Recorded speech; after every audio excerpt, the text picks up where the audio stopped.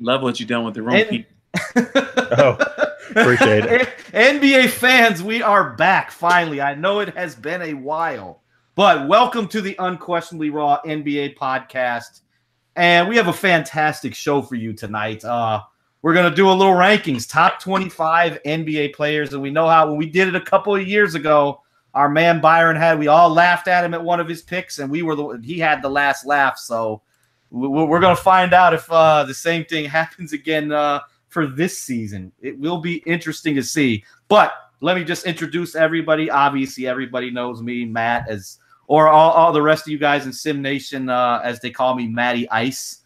We got DJ Gonzo Star with us tonight. How's it going, Gonzo? What's going on? How you guys doing, man? Glad to be back. Absolutely, absolutely. Then we got Pete Toll. Pete, welcome back.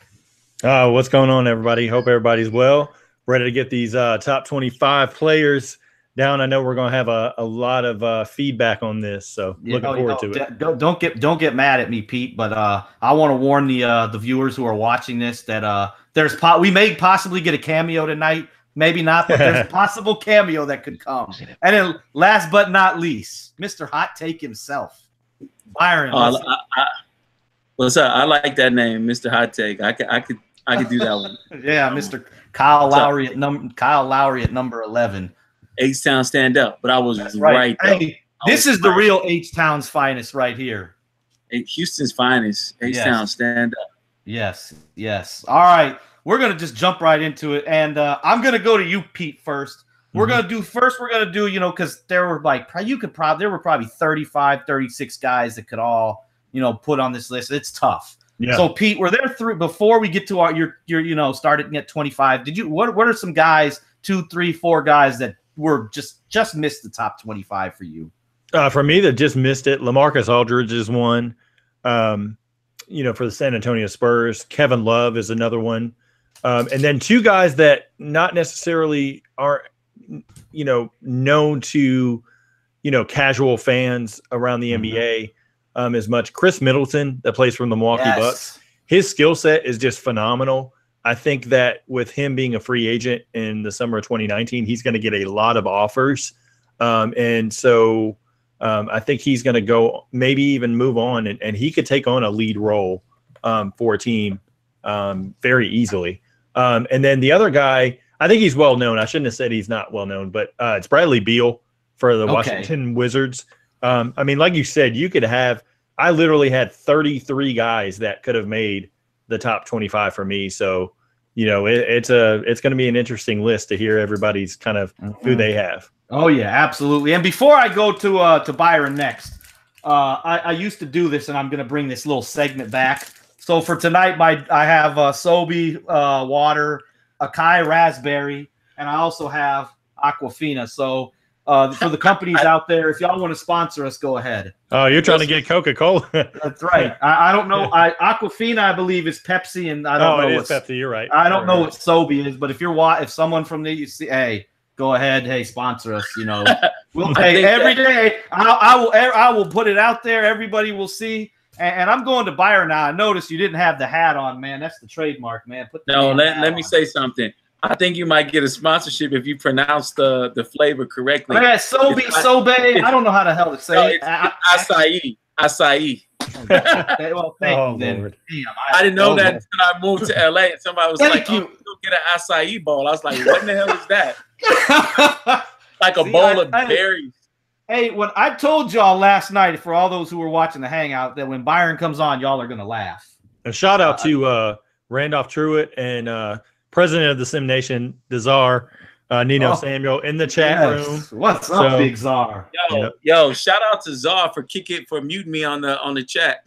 Oh man! How do you get muted in the chat room? Byron said Byron was mad at the Houston Rockets slander. Oh my God! Only you would get muted in a chat room? Oh my God! It happens. I'm the Barack Obama of Zeke gets muted twice in the first 10 minutes, and then or 5 minutes. And just know, if it gets out of control, now that. I will hit that mute button. I don't think I've ever done it, but I think Byron, I did mute him. Czar said that's hard to do, to get muted in the chat. Yeah. But hey, I'm sure it won't be Byron's last time. Randolph Truitt said green releases on that mute button. Yes. All right, Byron. Enough of my foolishness. I've derailed the show long enough. You're a Kai flavored water. You mean acai? Yeah. Well, yeah. My four guys that didn't make my list are number one, Blake Griffin didn't make it. I think a lot has to be seen with what he's going to do with the Detroit team. That guy, I know you love him. I've always been on the fence with him. I like him though. Well, you like him. I just don't think. I think at this point in his career, he should be further along. Not that he's not a great player. Not that he's not a good player. But I don't know if his best days are behind him. We'll see. Next is Karl Anthony Towns. His play against the Rockets was just horrible in the playoffs last year. And he's very suspect to me. I think he lacks the focus and the maturity at times. And the fact that Butler wants to leave and the statements that he's made, if he indeed did make those statements, if it's factual, I think that, that guy is very questionable, man. It's very telling that Butler doesn't want to play with him. And then another guy's Cousins, only because of the injury, the Achilles tear or rupture is very, very hard to come back from. We've seen very few do it successfully. Dominique Wilkins, if you want to say, maybe. What do you mean? If he was successful. Okay. And then the last guy who I feel like will maybe after this season be a top 25 player is Donovan Mitchell. I think the guy has the heart. He's got a lot of courage. He's a hard worker. I really like the guy. I just want to give him a little more time before I put him there. Okay, outstanding. Gonzo, who are a few guys that almost cracked your top 25 but just didn't make it? Rudy Gobert, he's one. Okay. Who else? Chris Middleton was definitely one. Jason Tatum. I know how much everybody likes Jason Tatum. I know what he did in the playoffs, but I had a few people I had to put above him. So he was one of those people I had to leave off the list. Who else? CJ McCollum. He's one I had to leave off the list. Okay. As of right now. So those are probably my three at the moment. Oh, yeah. So I'm going to get killed for this one from most of NBA Twitter because they love the guy. I mean, you got people who think he's top 10, top 15. I'm not 100% sold yet. And I know my guy Kelly Scaletta and they're going to murder me for this one. I got Nikola Jokic just outside my top 25. The man is super talented, but I'm just not sold. I want to see him lead this team to the playoffs, especially with the talent they have. Got to stay healthy, though, of course. If Jokic goes down, it's a wrap, or if Millsap, then you may have some problems. We saw it last year when if Millsap doesn't get hurt, they probably squeak out the 8th seed, I think. But you could say, well, if Jimmy doesn't get hurt, Minnesota wouldn't have fallen that far back. They'd probably get 3rd. So Czar booed you for that one. Oh, he booed me for Jokic? Yep. Oh, man. Yeah, I'm not sold on the guy. I understand why. I can't put the guy in the top 15. So maybe I told Pete earlier today, I'm like, man, maybe the reason I got him outside of is because those people who have him top 10, top 15, they pissed me off. So maybe I'm troll. This is my way to troll him. I don't know. Another guy was with Pete on Bradley Beal's another one. I really like his game, but I just couldn't put him ahead of the guys I have in the top 25. And then I'll go with because everybody knows if you followed and watched, I got to go Devin Booker. I love the guy. He's just on a really bad team, and he's got to prove he can win. But the guy's talent is through the roof. What's he going to be, 22 years old? The guy's fantastic. So we'll get now. Yeah. You're not a Booker fan, Byron? He can score the ball. He's not a winner to me. That's what I'm saying. That's why he's not my top 25. He's young, though. So what we're going to do now is I'm going to start with Gonzo. Here's what we're going to do. We're going to start from 25, Gonzo, and we'll go 25. We'll go to 25 through 21. At my number 25 spot, I have Devin Booker. I think he averaged 25, nice. 4.7, 4.9. He shot 40.439, and I think he shot 38% from three, maybe. I mean, sometimes we misjudge people, and I think Gilbert Arenas made a good point the other day. He had a post the other day. He talked about how some coaches put certain guys on a leash, and that's why you never really see their full potential. He said the moment a guy makes a mistake, they call a timeout. So the coach is playing defense on the guy pretty much. He's not allowing the guy to make his mistakes and learn from them. I think they've let. I didn't expect Devin Booker to be a 25 game scorer coming out of college. So for him to average 25, almost 5 and 5, shoot almost 44% and like 38 from 3, like that's impressive. Even been on a bad team due to the fact that the ball is going to go to this guy. He's only maybe 6'4", 6'5", and he's still able to get his shot. I think they need to put more talent around him, so that's why I didn't want to penalize him. I think he's number 25. At 24, I have Ben Simmons. I like Ben. I think Ben's a great player. I think he does what he does, run the point guard position really, really well for the 76ers. But also, Ben Simmons' success comes because he has Joel Embiid. He has Robert Covington. He has JJ Redick. He has Dario Saric. He has players like a Markelle Fultz. He has people like Ilya Sova and a Marco Bellinelli last year. He has a lot of talent on this team. When you have that amount of talent, you can be very, very successful. That's my fault. So that's the reason why I mean, he's on my 25, but I couldn't put him any higher than that. Right. 23, I got Donovan Mitchell. Obviously, the guy's a rookie, and he led his team to the second round of the playoffs.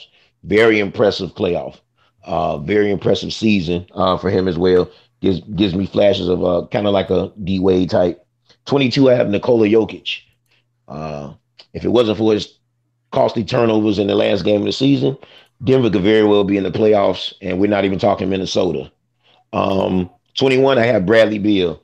Say what you want, Bradley Beal is definitely a top 25 player. When John Wall went out, Beal and Satoransky at the point guard and shooting guard position, I mean, they played exceptional ball. I think they were way over 500. They actually played better with Satoransky and Beal in the backcourt than they did have John Wall during that stretch when John Wall was remember, out. So, wasn't there like a tweet that Bradley Beal put out? Like it was like a little subliminal, like this is what happens when you pass the ball or something. Well, yeah, when you play as a team. Yeah. Oh yeah, absolutely. So I think that had a lot to do with it too. So I got Beal in my 21. Nice. All right, Byron, I'm going to you. I'm ready. What do you got for us, Byron? First off, let me know your mic. I'm sorry. So the first hot take of the night. At 25, I got Jason Tatum. The reason why I have Tatum here is because I believe by the end of the season, the end of this season, the conversation is going to be very different. Even though that team is loaded, the heart this guy plays with, that's not a player you can suppress. Even with Kyrie and Horford back, he's just not. It's not happening. Even on the second team, coming off the bench, I think the guy he's a star. He is a superstar. That's if they bring him off the bench. Right. So I've got Tatum there. Number 24, I have DeMar DeRozan.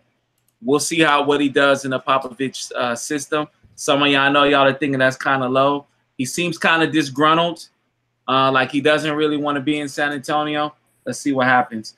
And then at 23, I've got Al Horford. We'll see, speaks for itself. Number 22, I wanted to put someone else here, but I have to be realistic. I'll put Bradley Beal there. I like Andre Drummond, but I don't know if he's a 25 guy. Initially, I had him there, but I have to put Bradley Beal there. Yeah, that's what I thought you were good. Man, Byron, you said you had him at 22. Well, I told you to defend it. I'm going to tell you why. Explain why you think he's there. Because I saw him play when you see him play in person and you know the game and you play the game, it's very different. I was really impressed with what I saw with the guy. You must have went to a game against the Hawks or something.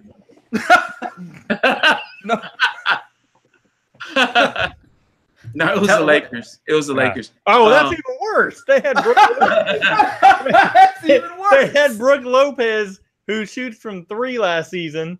I'm guessing you're basing this off of last season.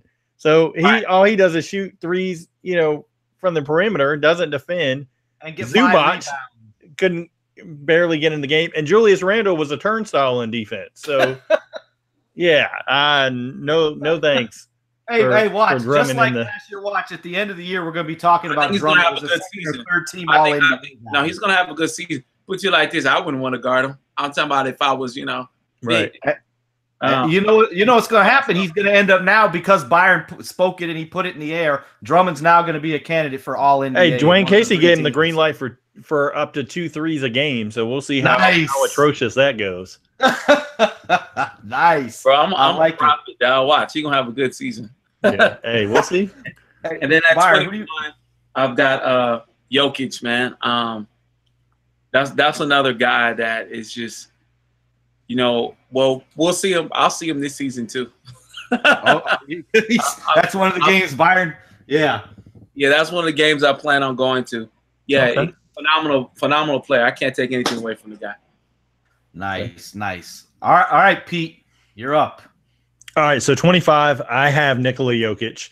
Just his ability to get triple doubles from the center position, his individual efforts got him the 25 spot.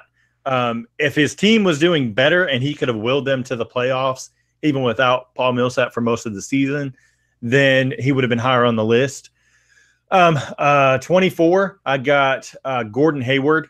I still believe in Gordon Hayward. I think that he potentially could be an all-star again if he's completely healthy. The recent report is that he's still having trouble kind of fully pushing off with, full speed off of that foot. So that'll be something to watch as the season goes on. But I think that, everybody kind of questions how he's going to fit back into Boston. And I think it'll be a seamless fit into the offense for him. 23, I have Kemba Walker. Just what he does on the offensive end, considering that Nick Batum was out, with the elbow injury for a while last season. You didn't really get anything out of Malik Monk. You basically had nothing else on the team because Dwight Howard wasn't doing anything. Byron, hey, it's Byron's guy. And Get out of here, man. I just feel like, all of Kemba's accolades have to be recognized. And so getting another all-star appearance got him 23rd on the list. Another injury guy, DeMarcus Cousins. I have him at 22 because I feel like even though he is coming off the Achilles injury and there, as Byron said earlier, there, are limited cases where guys come back fully healthy. But I feel like with Cousins, in the Warriors offense, he doesn't have to be as explosive as he was because he can just use his strength and his natural ability down low to get quick buckets. And he wasn't a great defender anyway.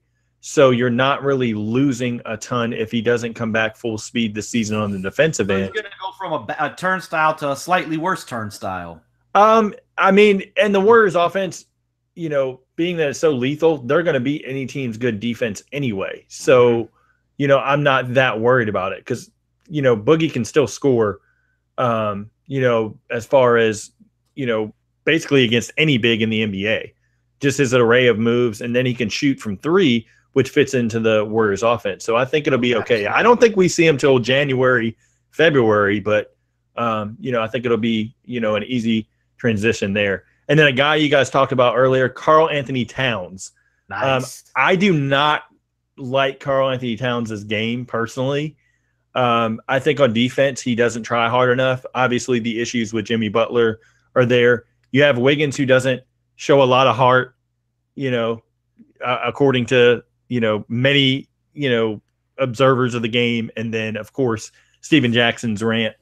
And then you have Karl Anthony Towns. So you really, if you're Tom Thibodeau, you have to get, a really good haul back for Jimmy Butler, which now you're not going to get because it's going to be about 25 cents on the dollar because you waited so long to trade him and you let all this blow up for nothing. So the best you can hope for is a package, coming from either the Rockets with Eric Gordon and hope that you can get PJ Tucker, or you go Miami and you pray that you pray you get more than Justice Winslow and Deion Waiters, and you somehow can get Josh Richardson out of it, because I believe Josh Richardson's defensive potential could be a Jimmy Butler 2-3 years down the road. I think he's that good defensively, potential wise. But realistically, I don't know that that's going to happen. And with Karl Anthony Towns, you're going to see a lot of flaws come out even more this season without Jimmy Butler there to help the defensive end. Mm-hmm.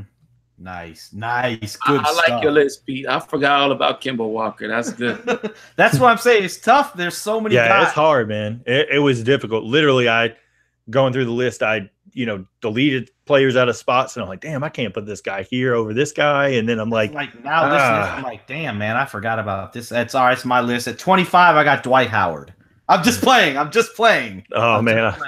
I'm just playing. No, I got DeMar DeRozan. Nelson talked about him all last year, the improved three-point shooting, moving the ball on offense a lot more. And, which we saw. Obviously, we saw him revert back to the old DeRozan in the playoffs, and we saw what happened because of that. But I think he's going to be good in the Popovich system. I mean, you play for Popovich. If you got the right mindset, he's going to make him a better player, or at least appear that he's a better player. So I had him in my top 25 the last time we did this. He's still in there. At 24, I got Gordon Hayward. I know he had the gruesome injury, but guys come back from the broken legs. We saw it with Paul George. He's going to be fine. He fits seamlessly in with the offense because he's so versatile. You can put it, he can handle it, be a playmaker for you, play a little small ball four. He's going to play good defense. He's not a great defender, but he'll defend, do some good things there. And I got his teammate at 23, Al Horford, who I think is the guy that makes the offense and the defense work for this team just because of his versatility. He can put it on the floor. He's a good playmaker at the center position, can hit the open three-point shot, outstanding rebounder. And then on the defensive end, he's also so versatile. We saw it against the Sixers. They had him guarding Ben Simmons, because he didn't have to play up on him, but he can move his feet. And Simmons couldn't do anything because the one thing that Simmons can't do with Horford, Simmons can't post him up because he's just as big. Where if you put a guy, Terry Rozier on Simmons, he could post him up all day. So, I really like Al Horford. And I know a lot of fans don't think I don't get that, why they don't like him. No, he's not averaging 20 a game, but the guy is great. It's fantastic. I've got LaMarcus Aldridge at 22. I've always liked the guy, and I thought he had a hell of a bounce back year with the Spurs last year. Obviously Kawhi wasn't there, so his numbers were better. But I mean, the best player on a team that almost won 50 games, who lost their best player, who's also a top 5 player in the league. So, and 21, I know Byron talked about him earlier, but I got Blake Griffin at 21. The guy, I got him. I mean, he's a very good playmaker. Yeah, he makes dumb decisions from time to time. He'll make the random dumb pass, but so does guys like Steph Curry. He's improved his three-point shooting, which is what we've always wanted to see, the improved free throw shooting. I think the one thing that he doesn't do well that we'd like to see, which doesn't mean anything much, he can't really post up. He's never had a post-up game. Yeah, but he doesn't need it now. It's actually worked out. Dwight Howard has a post-up game. Yeah, exactly. And it's actually worked out for Blake Griffin. He can be a playmaker and shoot threes. I still don't know how that offense is going to look because if the key for that offense is going to be Reggie Jackson being healthy. Yeah, absolutely. I mean, we saw when Blake Griffin got there last year. I mean, he was fantastic for him those first. And then, maybe it was the honeymoon. We'll see. And maybe at the end of the year, I'm going to look like a damn fool and the laugh will be on me. But that's my 21. I'm going to go to you first for 20 through 16, Byron. Okay. At 20, I got LaMarcus Aldridge. Okay. I think that, like you said, he still had a good season. Kawhi wasn't there. They also have excellent coaching, too. I guess he's buying into the system finally. And then at 19, I've got John Wall. I like him. We'll see what he does now. They've got some pretty good additions to the team. He has more people to pass to. Dwight Howard. Yeah, I mean, Dwight Howard had a good season last year. No one saw that. He doesn't have to worry about Hakeem now. And then, no, more like Hakeem doesn't have to worry about him. Hey, if y'all have seen some of our shows, you know why Pete and I are laughing. You would think that he need an interpreter to understand Hakeem. It's the other way around. Hakeem need an interpreter to break it down for him, to give him the tutorials to understand how to run the plays and do the moves. Anyhow, then I have Gobert at 18. And at 17, I have Draymond Green. What about 16? And I'm sorry. My list. Okay, 16. This is the hot take. Uh-oh. Oh, here. This is his Kyle Lowry take. Here we go. I'm ready for it. I got Ben Simmons. Okay, that's not a hot take, though. That's not bad. That's nice. not. Dang, you got him a little higher than I do. That's not that bad of a hot take. No, When I see the guy play, like everybody was saying Magic, but I see a combination of Magic and Penny. I've seen his workouts in the summer. Him and Embiid remind me of Shaq and Penny, and I just hope that they don't sustain any major injuries and that they're able to have some longevity together, because I think we might get to see what would have been, what could have been, had Shaq stayed in Orlando and had Penny never had those major injuries. I really like the combination. If he gets a jumper, he's going to be deadly. Just a 15-footer, just a medium range. If he gets a jumper, he'll be better than Kevin Durant. Now, what was interesting, if you caught any of the Philly game, yes, they were playing Melbourne, Australia, but obviously Markelle Fultz started at the 2 guard over JJ Redick, so they could bring Redick off the bench to have more scoring, and it gives more confidence to Fultz. But if you noticed, Fultz did a good bit of the ball handling, and there was one particular play where Joel Embiid was screaming. Or not Joel Embiid, Ben Simmons was screaming for the ball, because he wanted it back in his hands. And then Joel Embiid was posted up in the paint, and Fultz kind of just drove and then threw it into Embiid for the score. And you could kind of see the, disjointed look on Ben Simmons, like, dude, like, I run the offense. Like, what are you doing? And so I hope that there's not going to be a kind of contention if Fultz is able to come back, and have any, resemblance of what he did at Washington, maybe not shoot the threes as often, but just the scoring prowess. I hope there's not going to be a fight for, lead dog kind of, so to speak. That's why I think Fultz should come off the bench.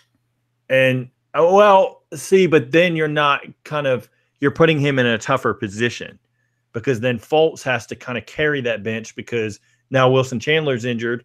He has that troubled hamstring, which has caused him. I mean, it's caused him multiple games. So I wasn't going to count on him anyway. So then your only scoring option is Fultz if you come off the bench. Pete, what about Korkmaz? Hold on, but I think eventually they're going to get rid of Fultz. You think so? I think after this season, if he doesn't produce, they're going to ship him, man. I could see that if they can get some kind of star, but I feel like his mental state is very fragile. Just watching the snippets of the Drew Hanlon videos, and he kind of dispelled the rumors of Hanlon saying he did have the yips last season. He said that's not true. It was an actual shoulder injury. And I'm like, okay, so if you're back healthy, he was hesitant to even shoot from the mid-range last night still. And it wasn't until the second half that he got comfortable, and he still wouldn't shoot threes. You want to hear something, Pete? Mm-hmm. You know how I compared, I liken this team to the Orlando Magics of old? Right. If that's what they are, he's definitely the Nick Anderson of this team. Oh, man, don't do me like that. Oh, man. Hey, now when they get to the finals against Golden State. And I'm saying it, he's going to miss 4 clutch free throws. Right. If they make it to the finals, and I'm not trying to curse the kid, but I'm just saying, if they make it to the finals, do you trust him to shoot free throws or I trust Fultz to shoot free throws. I don't trust him to shoot, or to shoot jumpers. Right. I mean, it's the same mental thing. Like, now, mind you, Nick Anderson didn't have that until he missed the 4 free throws. Right. But I mean, it's the same. Now, on the flip side, if he does get in that situation with that's clutch and he delivers, it could take his confidence through the roof. And it could be the opposite of what happened to Nick Anderson. I'm just saying, like, he's a little sus, a little. Right. Oh man. Well, now you have shooters off the bench. Just real quick, you have Redick, and then if Chandler's injured, you've got Korkmaz that can slide into the 3. Yeah, so there we go. Korkmaz. And then you've got Muscala that can stretch corner threes. So you have shooting there. So that's going to be a tough way. I would stick with Fultz as a starter just because I think it blends better. But just like I said, just watch out that it's not going to be alpha dog, competition there. But anyway, didn't want to derail. Just kind of wanted to throw that out there. All right, Pete. Did I go to you first, Pete? No. To me okay, first. I did go to. That's what I thought. I'm just making sure. Hey, it's been a while. I got to get this host thing back again. Go ahead, Pete. So for me, number 20, I've got DeMar DeRozan. I think that in the Popovich system, like you said, he's going to do fine, but I think it is going to take time to fit two mid-range kind of upper echelon shooters in DeRozan and Aldridge time to fit together because they've got to figure out how to play off of each other. And then you also got to figure out how you're going to fit the lineup, whether you're going to have Aldridge as a center or the power forward with either Gasol or Rudy Gay. So it's going to be interesting. When Rudy Gay and Gasol or Pau Gasol are your options at the big man position, whether it's 4 or 5, that's not a good thing. Well, Gay would play the 4. Yeah, I know that's what I'm saying. That's what I'm saying. You know what I mean, though. At the big, at the big position, it's going to be interesting to see what happens there. But next, I've got Ben Simmons. I'm in the school of I feel like unless he gets a jump shot, it's going to be a potential. But I feel like a lot of times at the end of games last season, not counting, the end stretch of, the last 20 games or so. Before that, he had a lot of turnovers that were costly and, really has to, develop that jump shot. But defensively, he's ready now, looking really good. Now, if he can take that next step and really, even if he hits a 15-foot jump shot, that can, really kind of open up the game there. Next, I have Jimmy Butler. Damn, you got him at 19?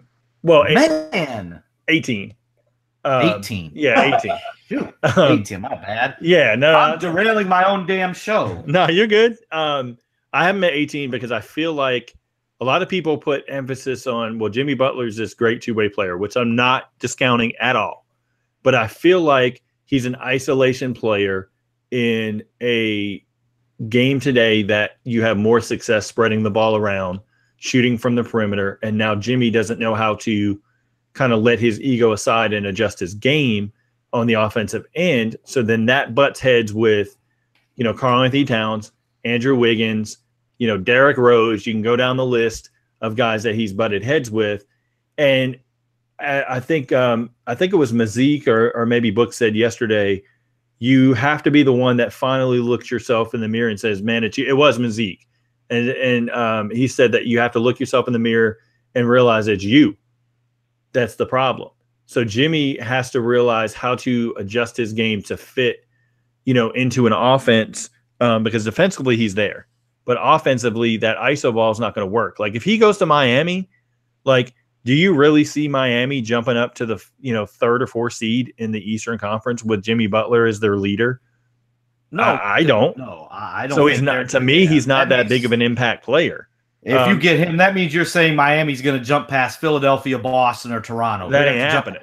That's not happening. Right. And then if you put him on Houston, I mean, he ain't better than James Harden. He's not better than Chris Paul. Capella is more important to that offense than what Jimmy Butler would be. So I agree, P, but we'll definitely take him in Houston. I mean, yeah, you're going to take him, but would you give up? Would you realistically, give up, Eric Gordon as a perimeter shooter, and would you give up PJ Tucker and everything that he can do defending, 4s, 5s, and a little bit of the 3? And probably your 2019 pick. No, I wouldn't give up. We need Tucker. Tucker's like that. He's that junkyard dog type player. He got that dog in him, man. So then I will definitely salary wise, you can't do anything till December because they don't have anything that they can give other than Tucker and Gordon and a pick, and then hope that Sacramento takes on Gorgie Jang, and really you could give up Zhao Chi but I mean, that's not going to get you anything as far as return. So realistically, he's probably going to go to Miami. Leave him alone, bro. Leave him out. You know what? I can't help it. I can't help it. But you know what though? I like from what I hear, from what my buddy in Houston told me, he said word in Houston is that they're working on a three-way trade that would definitely ship Gordon, but we would still keep Tucker. So I mean, as long as we keep Tucker, I wouldn't mind. Right. I wouldn't mind. I think we can do without Gordon. We can get somebody on discount. Just don't have Jimmy and Carmelo in the starting lineup together. Oh my God. Oh no. That's like locking the blood and the Crip in the same room. Somebody. Stop. All right, so I'll just hit my last two real quick. Victor Oladipo is my next. Shoot, that's the one guy. Man, how did I forget? Man, oh man, you didn't put Oladipo in your top. I totally, man. I'm about to change mine right now. Oh man, someone's coming off. And then Draymond is what is he? 16. Yeah, Draymond's 16 for me. Okay, Oladipo's on my list. He's just not on my list. So just know that I don't know how I forgot. I'm just not. I ain't gonna lie, I forgot him too. Man. Hey, you can't sleep on Oladipo. I don't care what any Oklahoma City fans say. Oladipo can play. He always saw last year. He just got tired at the end and didn't have anybody else on that damn team that could score. They would have put LeBron out in the playoffs. Gonzo, unmute that mic. Unmute that mic and back me up on this one. Who should have won? Who should have won that Cavs Pacers series? I would like to say Pacers should have won, but I mean, you got LeBron. Honestly, I knew the Cavaliers were going to win. I mean, but again, Oladipo hasn't had a lot of it. Oladipo hasn't had a lot of playoff experience either, like a lot of good playoff experience. Like he's the star of that team now, and for him to even take them 7 games was impressive. Yeah, but he didn't have any help though. Who else was going to score on that team? He had Miles Turner. Block. Was it not a goaltend? What was that, game 5? Yeah, that was a goaltend. Yeah, absolutely. But I mean, see, but you got to expect. But you have to expect that though. You have to expect that they're going to give the calls to the superstar. Obviously, you know the bigger superstar. Oh yeah, referee conspiracy all day. The referee conspiracy all day. We all know that. And I wanted to pick up. I wanted to add on to something that to Pete said earlier. He said Jimmy Butler got into it. Derrick Rose, Andrew Wiggins, Karl Anthony. Yeah, he's getting into it with people with absolutely no heart. Oh man, damn God. Like that's like the no heart all stars. None of those guys have any heart. Oh man, Gonzo, Karl Anthony Towns isn't on your. He's not on your list, is he? No, he is not. Oh. He said that.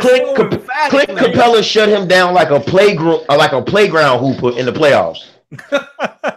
Oh man, Gonzo bringing the damn, Pete. It looks like just me and you are the only ones who have Towns. Hey, okay, it's your turn though, Gonzo. Just know everybody, the Oladipo's on my list, even though he's not on my list. Roast me in the chat room and on Twitter and call me an idiot for leaving him off. I don't know how that happens. It did. Go ahead, Gonzo. 20 through 16. 20, I have John Wall. 20, I have John Wall. 19, I have Draymond Green. You can hate him all you want to. You can dislike him all you want to. But to be like the 4th or 5th option on the team and you can average 10, 7, and 7 and make that big of an impact on the defensive end, trust me, hey, you're a top 25 guy. You're a key part of that championship. I don't care what anybody say. You can take Draymond off that team. Golden State does not have those championships. Nope. I'm telling you. That's just honest to something I believe. Next, I have Boogie Cousins. Hold on. I have DeMar DeRozan and Klay Thompson. Nice. Gonzo, go ahead, Byron. He needs to stop saying he's the best defensive player of all time. But I hear you though. Nice. I'm referring to Draymond Green. Yes, I know, Byron. I knew you're gonna come with a lot of best Warriors defensive player of all time. God, come on. I'm not saying that. But we know the Warrior. We know the Warriors' hatred is strong with you. But that's all right. I mean, it's just the thing. Like I agree with Gons. Like he can dominate the game without scoring if need be.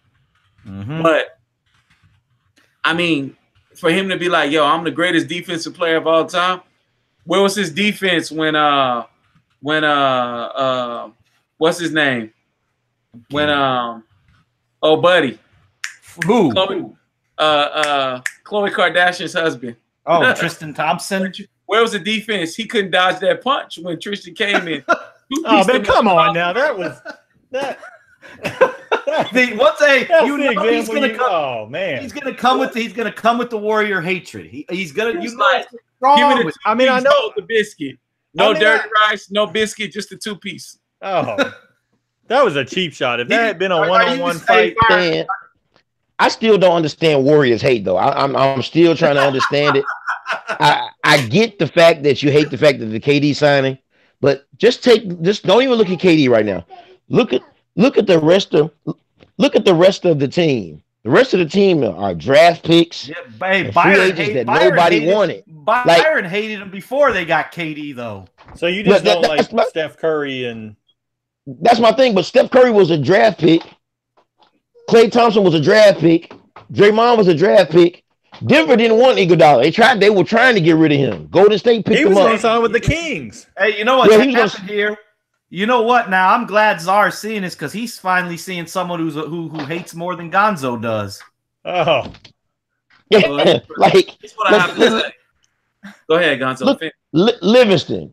Everybody thought Livingston was like at the end of his career because of that knee injury. Yeah, that was bad. That knee injury was bad. Like just watching it was bad. Yeah, you know, so some Willis McGahee type. And nobody expected him to be as good as a good bench player as he was. David West was at the end of his career. Like people, they hate Golden State so much, but that team is actually built. And this is what kills me with everybody. This is what everybody says. Oh, KD had no heart. Let me tell you something. If you don't play to win, what are you playing for? We know you play for money. You're gonna get paid playing a professional sport, but the object of it is to win. Let me tell you something. You play. I can almost guarantee you, any basketball player with any good basketball IQ, it could have been LeBron James. He wouldn't want to play with Russell Westbrook. The IQ's too low. Eventually, you're going to get frustrated playing with guys like that for such a long period of time. Nobody is going to want to play with the Russell Westbrook for too long. And I'm tired of people keep saying Russell Westbrook. Oh, he has the dog mentality. He's an animal. Yes, with mannerisms. Yes, he does. He's not scared to take the shot. He dunks with authority. But how many of those shots is he really making? Right. Let's look at Russell Westbrook's field goal percentage. I think he has one of the lowest field goal percentages for an MVP. Like you actually gave this guy the MVP when he stat padded and the dude shot 42.9%. That's okay with people? That means he wasn't even efficient. We went from but he's averaging triple-double, but you're fine with that. Okay, Trid. Yes. Hey, I'll say this, though. Like, everybody jumps on Kevin Durant and his decision. And, yes, LeBron got killed for his. But nobody looks at it, the same way. Like, everybody defends LeBron because of the Big Three decision. But they still chastise Kevin Durant because the Warriors have been winning. Well, at the same time, LeBron's the one that started it all. LeBron started the team jumping with the super teams and – I don't know, man. Me and Matt had this conversation yesterday, and I was like, he brought that same thing. By the way, shout outs to KD. Today's his birthday. So me and Matt were having that discussion about why I don't like KD. And he said, well, LeBron, he said, you don't think LeBron did the same thing? And I said, I have to give LeBron a pass. Reason being is because he did all he could do with that team, and they were. So did Kevin Durant. Well, Kevin Durant did all he could. But what talent were you going to bring? Who wants to go to play for the Cavs? Who wants to play with Russell Westbrook except Paul George? So Matt asked me, the only reason Paul George wants to play with Russell Westbrook is because he was going to get the most money out of that situation. So at the end of the day, nobody wants to play with Russ. I think he bonded. But my thing is this. Okay, so Matt said, if Bosh goes to Cleveland, do they win? I said, I don't know if they beat. If Bosh goes to Cleveland, Wade stays in Miami. I don't know that they beat Boston. Cleveland gets to the finals. I don't know if they beat the Big Three in Boston at that time. Eventually they would. So my thing was, okay, you were the number one seed, like what, 2-3 years in a row, but you were so good. Unfortunately, you played in the Eastern Conference. You're so good that you're not going to get a lottery pick, and no one's gonna go to Cleveland. And it's not appealing for people to go to. No disrespect, but people didn't want to go to Cleveland and play. So it's like when LeBron did that, I was like, what more can the guy do? Now, Gonzo, you said people hating on KD. All right, did Westbrook cause them to lose the 7-game series that when they were 3-up? Yes, he did. Yes, he did. Yes, he did. Go back and look at Durant's shot selection. They showed like game 5 and game 6. Russ had like 4 turnovers in the last 2 minutes of game 5. And then he had like 3 in the last few minutes of game 6. Yes, it was. Pull up 3 that was way off the mark. You can say what you want about Durant, but Durant was trying to will him back after those asinine turnovers and suspect jump shots by Westbrook. So he did all he could. It was time for him to go. There was no way that Russell was going to continue to be the second kind of alpha dog behind Durant. Durant knew he wasn't going to go anywhere there. So at the end of the day, for your legacy, it might take a hit in the short term, but for your common goal as any NBA player is to win a championship, Durant has that. And now Durant can go anywhere he wants. If he goes to the Lakers or New York or whatever, more power to him, but at the end of the day, you can't say that Durant going to Golden State isn't the same as LeBron James, who started it all by getting the big. It's not the same. I wouldn't say it's the same. It's similar. Similar. Yeah, I will always say LeBron is the one who started the trend. He made it okay. Right. Now LeBron didn't he didn't make it okay. Stop. What you gonna do if Anthony Davis goes to the Warriors in 2 years? Byron's head's gonna explode.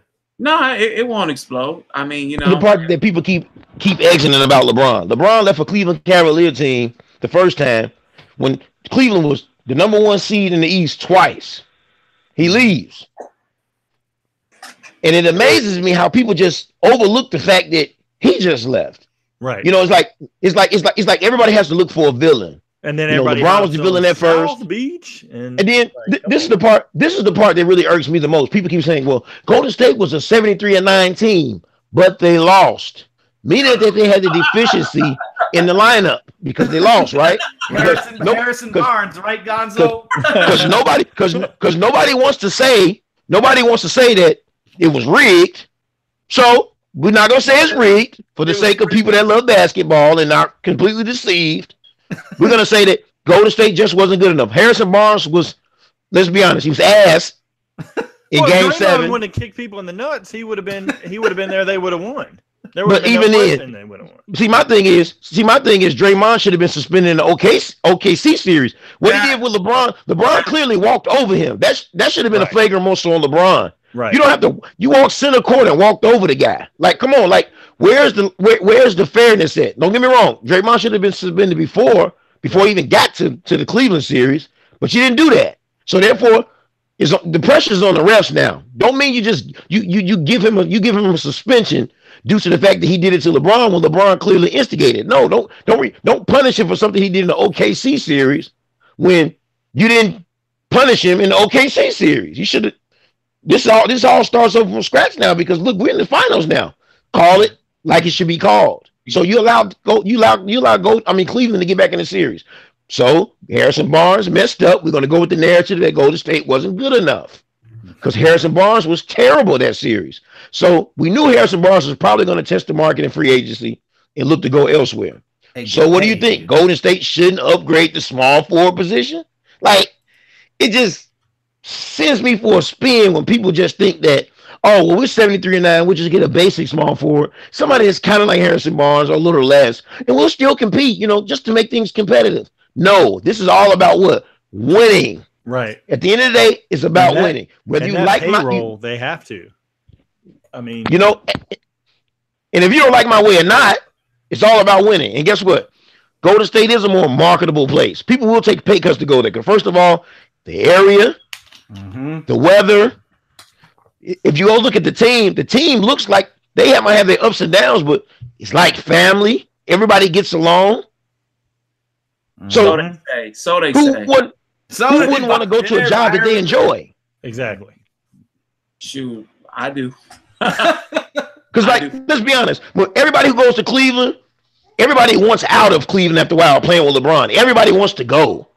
And I don't want to hear crap about, oh, LeBron just puts pressure on his guys to win. No, because when you play with LeBron, your role somehow changes, and it changes for the worse. J.R. Smith, let's look at J.R. Smith for a second. He ain't even going to be in the rotation this year. Right, but this is the part I'm talking about. Look at J.R. Smith when he played for New York. J.R. Smith was the sixth man. J.R. Smith looked like he could be a potential all-star. Came to Cleveland, and what happened? Everything falls down from there. Right. Kevin Love looked like an all-star in Minnesota. Guess what? Plays with LeBron. Everything goes downhill from there. Chris Bosh, all-star. What happened? He plays with LeBron. Everything goes down from there. You're about to see Ingram do the same thing. Ingram's potential is going to take a hit. Yeah, and everybody keeps talking about how LeBron makes players better. There's only one person I know that LeBron has ever made truly better. Boobie Gibson. That's it. Yes, the LeBron hatred is real. But enough of the hatred. Hey, you know what? But the thing is, I don't hate LeBron. Right. I think LeBron is one of the best players that we've ever seen. He's number 2 all time. But the point I'm trying to make is people exaggerate stuff. And they start making narrative for people because they like them.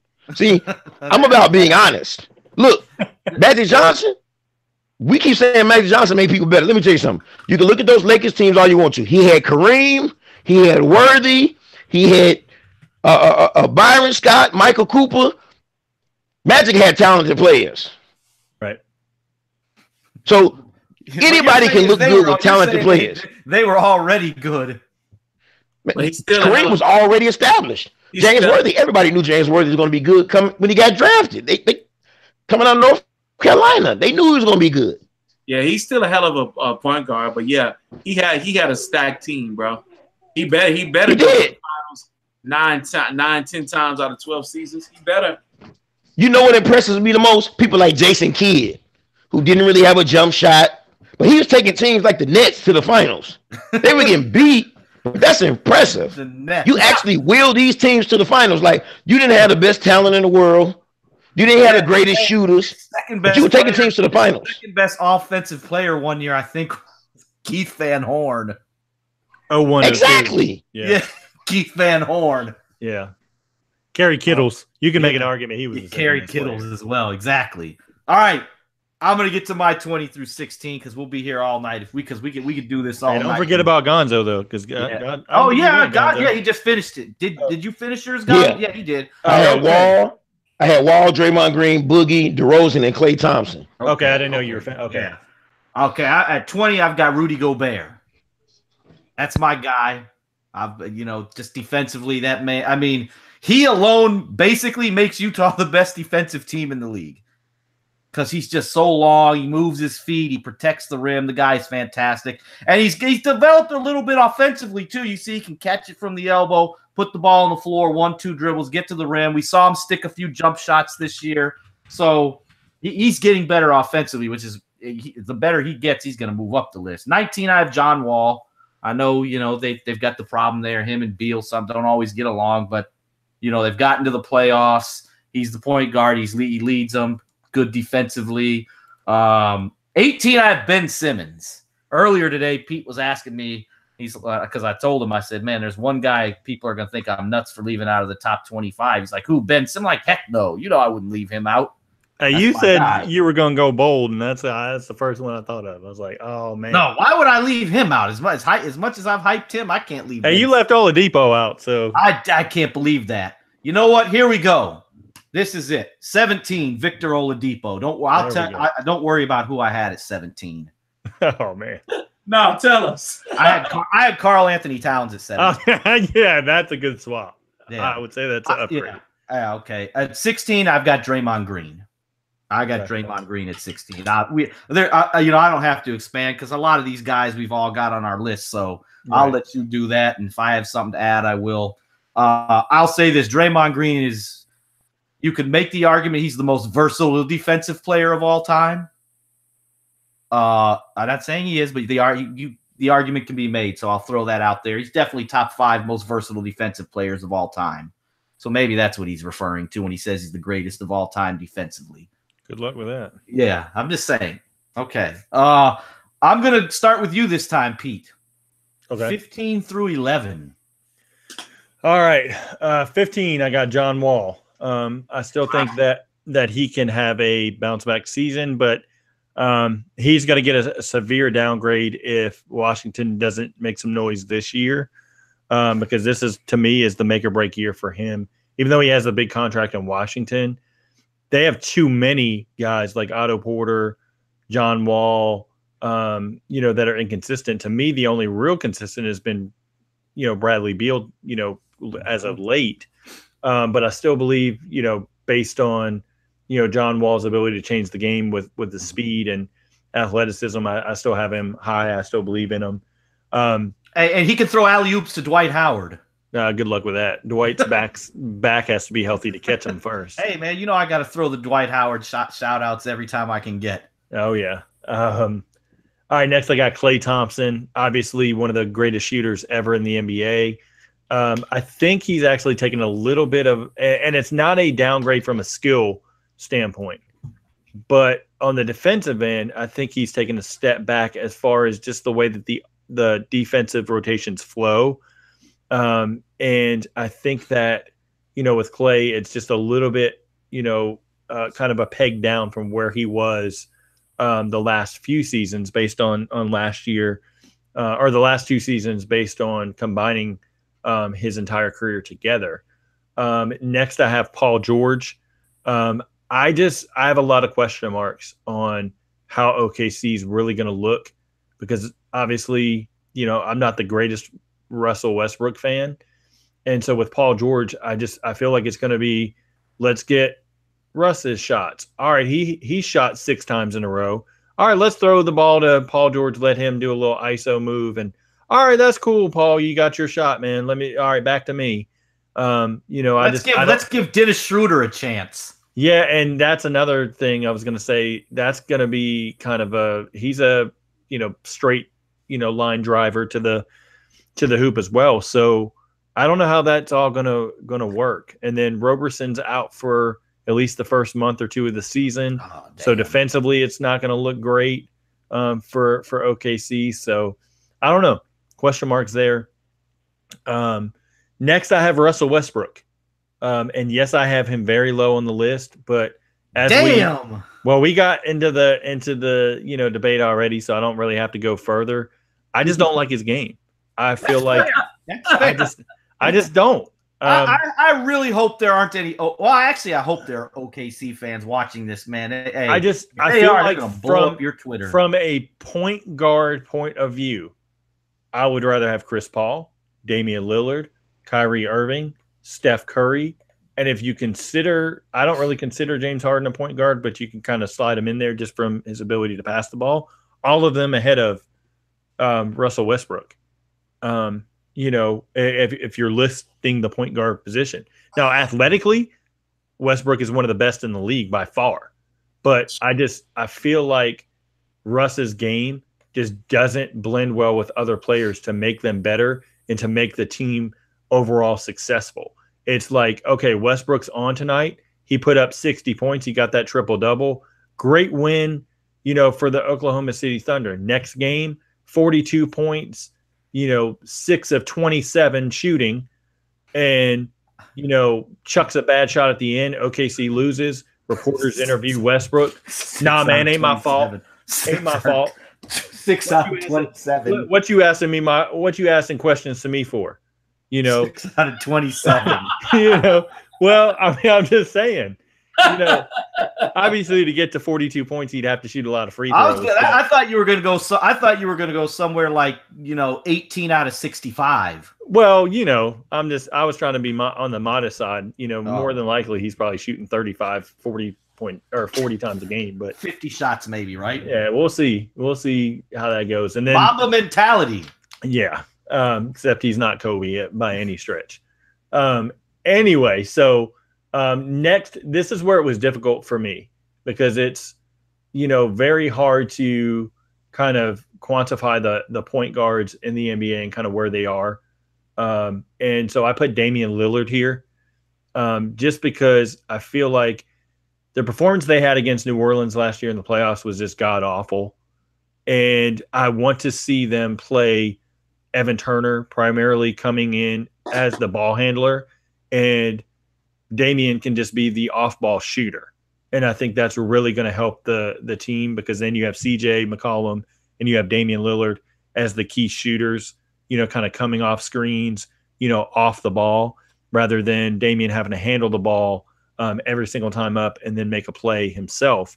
With Evan Turner handling the ball, which he's capable of, that gets those two open, which will. And look at what Golden State does when Draymond or Durant or Iguodala or Livingston, that Curry and Clay can now run off of screens. Exactly. And then you have guys off the bench in Seth Curry coming in. Stauskas. Anything consistent. But I was going to say, as a ball handler, you have Seth Curry coming in, to kind of help too. So he can play alongside Damian Lillard as well. But I went with Dame there, and that's why. So all right. Nice. Very good stuff. All right, Gonzo, I'm going to you now. 15 through 11. 15. And 15, I'm going to say Russell Westbrook. And I pondered putting Klay Thompson here, because this is the thing. No matter how much heart we talk about Russell Westbrook has and how much athleticism he has, he averages a triple-double. Klay is the better player, even though he catches and shoots, and he plays the best defense on the best man on almost every night, on best offensive player on every night. Like, Klay's clearly better to me. Like, I think the only reason why I'm putting Russ over him is because Russ is like the leader of the team, and maybe because he does average a triple-double. Like, he's inefficient. He kills the rhythm of the rest of his players on his team. So I really have a lot of negatives towards Russ. But like you said, you can't deny the numbers and you can't deny the talent, but he will probably never win a championship. Like that's the crazy part. And Klay already has 3 playing team basketball and guarding the best player on the other team. So I got Russ over him, but I think Klay's the better player. Russ at 15, Lillard at 14, Oladipo at 13. Nice. I got Kyrie Irving at 12, and Jimmy G Buckets, and the G stands for gets. Yes. Oh man. Yes. At number 11. I'm sorry. Yes. Look, Hey, that's we can say what we want to about Jimmy, but Jimmy is another one of those guys. He's a two-way player. He's guarding the best player every night. He's still putting up 20 points, 21 points a game. I think Jimmy was like second in the league. At one point, he was leading the league in steals, like to the end. I think Oladipo might have took the lead. I'm not sure on that. I think he might have. But Jimmy was like top leader in steals. He's still playing good defense. He just happens to play with heartless players. Look, Derrick Rose. Like, come on, man. Like the guy, the Derrick Rose we once knew is not that same Derrick Rose now. The Derrick Rose now, he's fragile. And more than anything, I don't even think it's his physical body. I think it's just his mentality and his personality and his heart. He's just a fragile basketball player now. He plays scared almost. Andrew Wiggins. Steven Jackson took the words right out of my mouth. The dude plays with no heart. Anthony Towns showed you that he played with no heart. He let Clint Capella pretty much lock him up and made him look not even like a top 25 player in the league in the playoffs.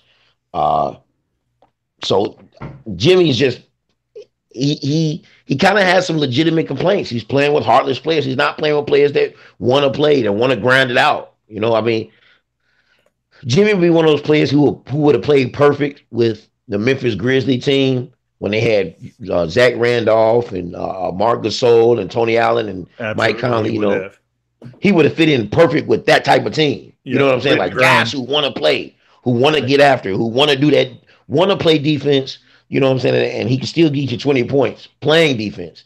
So that's why I got Jimmy at 11. I'm sorry. Jimmy is one of those players. I don't think he'll be real good with the team like the Heat. They wouldn't go anywhere.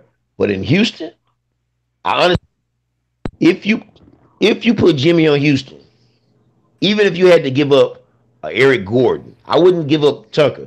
But if you give up Eric Gordon, the future draft pick, Houston could possibly win a championship with a Jimmy Butler. Nice. I like it. All good stuff. Byron, I'm going to you now, Byron. 15 through 11. Okay, now Pete made me edit my list because I don't know how I forgot about Oladipo. So I had Damian Lillard at 15, but I think it has to be a tie between those two because there's no way I can omit Victor Oladipo from my list. So That's you know, right. We made the same. I can't do it. And he's a great singer too. He's at all right. At 14, I've got Russell Westbrook. Damn! I'm the only one with Russ in the top 10, and I'm not a Westbrook fan at all. I'm not a Westbrook fan at all. I have to be honest. The guy should not have won MVP when he did. No, he shouldn't have. Absolutely not. That is a disgrace to the NBA. It's a travesty, man. It's horrible, man. It's a travesty. I would have rather seen Curry, or well, it should have been. It belongs to James Harden, but I would have rather it been given to Curry or freaking. I'm gonna go ahead. What about Kawhi, Byron? It should have gone to him. I'm gonna say this real quick. We're gonna end up having the damn Russell Westbrook Defense Committee is gonna come back out of retirement after this podcast, because I got a feeling if Books watches this, it's gonna be like a 30-minute like epilogue on why Westbrook should be in the top 5 in the NBA. I have a feeling it's coming. I mean, I think that he does things that are exciting to watch. I love the way I don't think we see anyone get off the floor as fast as he does. We're getting hit with all kinds of people saying we need to chill. Y'all killing Westbrook. Bro, y'all got to chill with the Russ slander. The committee's already there. My little brother, James Harden had a celebrity basketball game maybe about a month and a half ago in Houston. And my brother was there. He was Byron, real quick, man. So we got to give him a let the for the music people out there, let them know who your brother is. I don't want to do that. I don't want to. No disrespect, man. So he can get a follow on Instagram, man. They can check for him. Let me just stay on topic. I'm not sure I want to do that right now. Not with Harden in the mix, because he may not. Yeah, if he says anything negative against Harden, that's not going to end well. Well, my brother saw Westbrook play in person, and he was like, yo, the dude is a freak of nature athlete. He's like, man, he said he's not little. He said he's so big. And he said with the size he has, the way he gets off the ground, how quick but it's such a shame that, and obviously you have to work incredibly hard to get to that level. And he's so gifted. I give him, points for just being tenacious, for being resilient, because he wasn't even ranked. I don't think until he was going into his senior year, he wasn't even ranked. And to be where he is now, but it's a shame that he does not know how to play the game. Right. And I'm still baffled that Paul George re-signed with OKC. That was money, though. That was all money. Right, but I mean, all money ain't good money. We don't know the migraines that boy gonna give him. You know what I mean? I hope these millions can buy him some Excedrin or something. I mean, he better invest in a lot of that. But I mean, back to what you were saying earlier, Pete. I think I would like to see KD go back to OKC and win and teach that guy how to win, because he's so gifted. I mean, it'll be a shame. Matt said it best. He's like a taller version of Allen Iverson. But even Allen Iverson knew how to play the game. I was about to say, don't slander AI like that. That's my guy. He probably won't get a ring. Okay. But Allen Iverson knew how to play the game. Iverson can get you, buckets in a hurry. Yeah, and did it with heart. That's what I was about to say. Yeah, he had heart. He just didn't have the teammates. But in the sense of not getting a ring, but Allen Iverson knew how to play the game. He was kind of selfish, but I just think Westbrook, I'm not really. I like his athleticism. I do not like the way he plays the game. I don't like his attitude, but I respect the athleticism and the work ethic.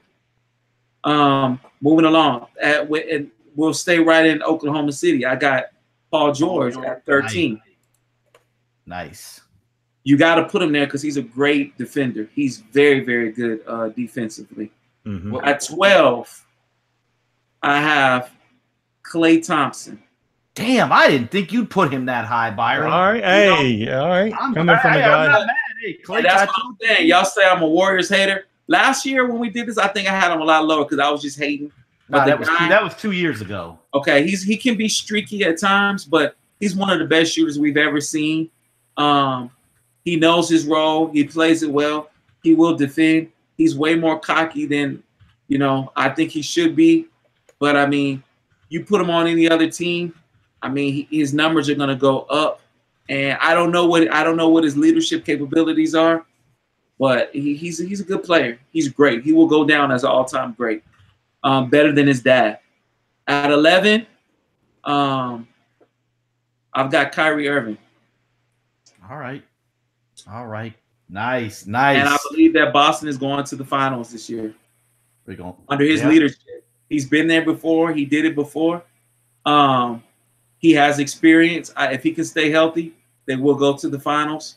Like I said, it was him that hit the shot that won them that series against the Warriors. He's got the heart. He's my 11th pick. Nice. All right, I'm going to do a little speed round for myself here because you guys have said, and we've all mentioned these guys. I've got Klay Thompson at 15, Damian Lillard at 14, Kyrie at 13. I got Chris Paul at 12, Paul George at 11. Oh, wow.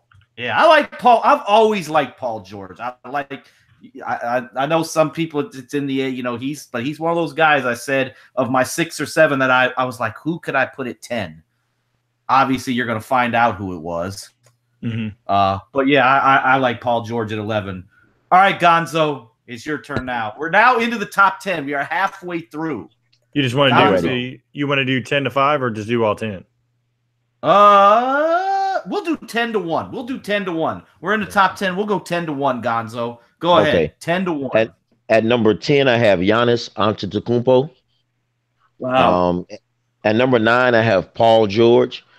And I wanted to add something a little bit, just a minute, to what you guys were saying about Russell Westbrook. I don't want people to think I just hate Russell Westbrook.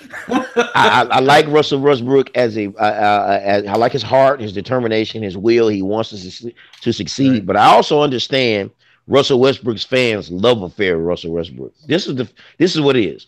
Russell Westbrook reminds you of that rec league hooper with all this adrenaline. He has all of this. He has all of this jumping out of the gym. He has all this athleticism. But the reason why he's not in anybody's league is because he's an idiot. Like, but you don't. He'll go 3 for 17 from threes and hit 2 of them, and he'll brag about how his jumper is wet. He's what you call a combine all-star. Exactly. Took the words right out of my mouth. I don't even need to elaborate anymore. But Paul George is number 9.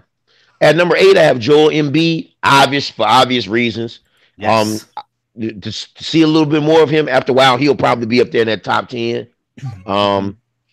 Next, I have CP3, still a relevant point guard. Even at this age, he is still a monster on the basketball court. He is a force to be reckoned with at 5'11", 6 foot.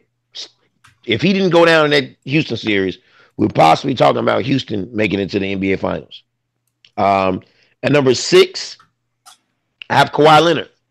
I wanted to have Kawhi a little higher, but due to the fact that Kawhi Leonard sat out a year, I want to see more of him to see if he's still in that championship MVP Defensive Player of the Year Kawhi Leonard form. So right now I have him at 6. At 5, I have Steph Curry. I wanted to have Steph Curry higher, but I'll explain why I would have him a spot higher, but I don't. I hate the narrative that Steph Curry doesn't play defense. See, Thank you. Let me tell you something about defense. Everybody thinks defense is a one-on-one guy like a Pat Beverly who's locking people up. Right. Let me tell you something. Off-ball defense is considered defense. Me standing in front of a guy and getting my hands up, positional defense, is still considered defense. I'm going to quote a stat real quick. Steph Curry is like number 74 or 75 in defensive rating. Out of 435 players, that's still the top 25% of the better defenders in the NBA. So he's not a bad defender. Not great, right? But he's good. Yeah. But he's pretty darn good. Team defense. He buys into the system and he plays good team defense. He's not a bad, but hey, he's not a bad on-ball defensive man. I mean, who can guard Kyrie Irving and James Harden? But they really exactly. That's the point I'm trying to make. Nobody can guard those guys, those masterminds with the basketball. You can't guard those guys. Not to mention, let's be honest. We can look at Kyrie's 6'2", 6'3", 180-pound frame, and look at Steph Curry's 6'2", 6'3", 180-pound frame. There's a difference. Right. Kyrie doesn't look like a Steph Curry 180. Steph Curry 180 looks like, honestly, I'm like, exactly. I'm like 5'11", 220 pounds, and I can tell you right now, I can probably go to the hole on Steph Curry just using physicality. He's not a physical force. Like, that's the point I'm trying to make. Like, everybody wants this Kawhi Leonard lock-up defensive type of presence. That's not who Steph Curry is. His body isn't made like that. He doesn't have wingspan. He moves his feet well at times, but he's a good defender. He's not great, but he's not bad. No, he's like above. his mom, not his dad. He don't. I'm gonna say feel like his dad. He's a good defensive player, and he's not a bad on-ball defender. Look when he's playing on-ball. I mean, yeah, everybody's going to get cooked and get sliced up time to time by those great players. But look when they played Houston last year. Obviously, you're going to target Curry because of the 5 out there, he's your worst defender. But that doesn't mean he's bad, and you're trying to wear him down so he can't torch you on the other end. You want to wear him down a little bit. But look, how many times is he forcing Harden into contested jump shots that Harden just makes because he's a great player, right? Exactly. You know what I mean? That's why, you know, and as I said, his team defense and all that stuff with being in the passing lanes, being in the right spot when his man doesn't have the ball, he's fantastic. He just gets the defensive concepts. So that's what I'm going to say about that. Go ahead, Gonzo. Finish. Okay. So at number 4, I have James Harden. And I had to put James Harden, not only is he the MVP, but we have to give James Harden a little bit of credit for defense. I think in defensive rating, I think Russ was 33, James Harden was 34. So James Harden is also in the top 25%, but he's better than Steph Curry, and he's just a pinch under West. Very small pinch under Russell Westbrook. But he does everything else better than Russell Westbrook. And he actually can lead a team. And he should have won the MVP twice. He was robbed twice, honestly, of MVP honors. So I got Harden at 4. At 3, I have Anthony Davis. Man, your list obvious is reasons so similar again. to mine. I got Anthony Davis at 3. Like I said, for obvious reasons. He was a monster all season. Right. Even once Boogie went down, he's still able to do what he was able to do. At 2, LeBron James.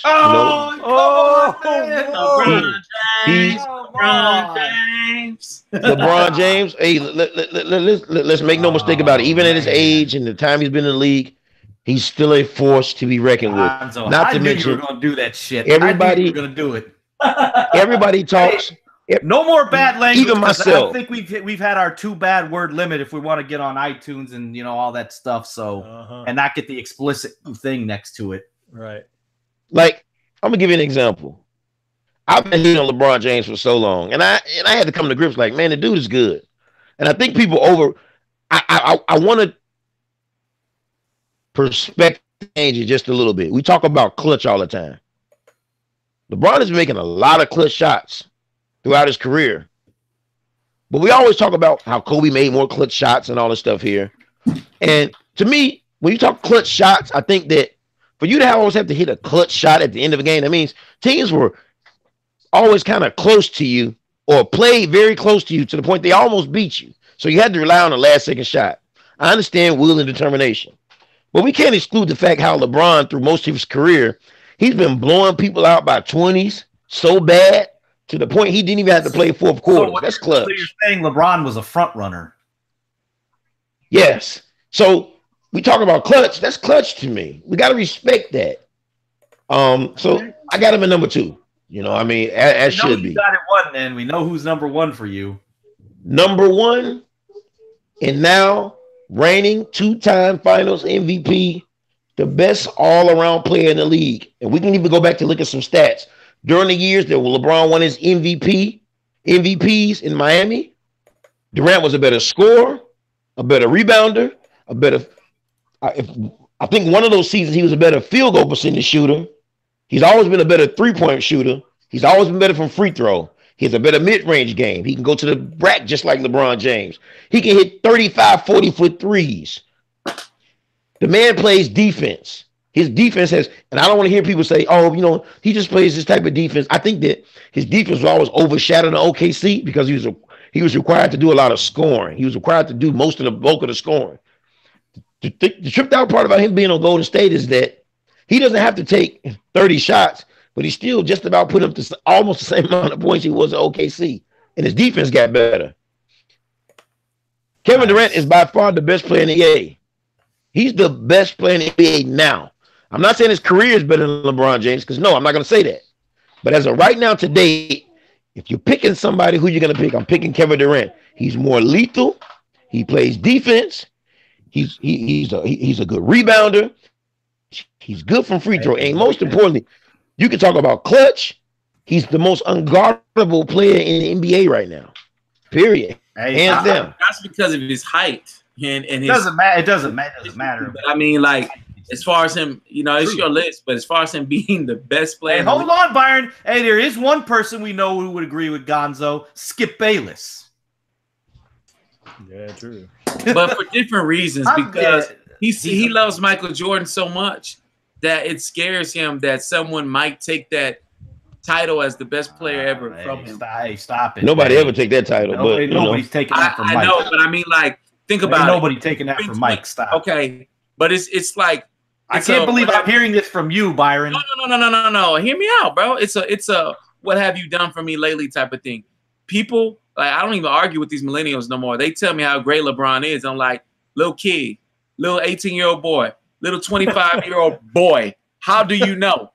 How do you know? You didn't see it. You didn't witness it. And if you watch highlights, you'll never know the context of what she did it in. I got NBA TV. I taped classic games when they played Detroit and what Mike was doing.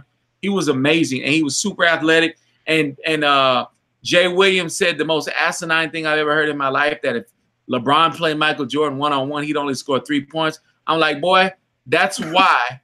That's exactly. I said, I see why you got on a motorcycle, even though you know you're not supposed to do that in your contract. You ain't the brightest crayon in the box. Hey, boy. no, hey, leave Jay Williams alone.